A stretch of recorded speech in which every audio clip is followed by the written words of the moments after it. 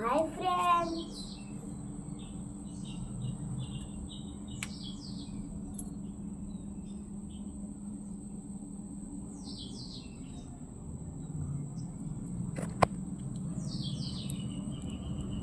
Hi friends, అందరికీ కార్తీక పౌర్ణమి శుభాకాంక్షలు.